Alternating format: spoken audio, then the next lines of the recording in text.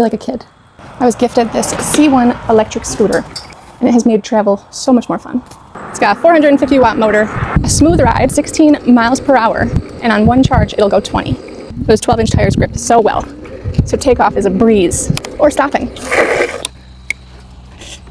A lovely little kickstand.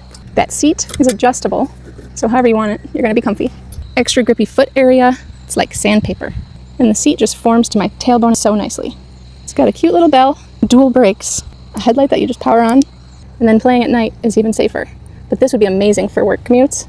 These tires can seriously handle so much. And it's got a rear basket that's sturdy enough for groceries, your book bag, even a pet carrier.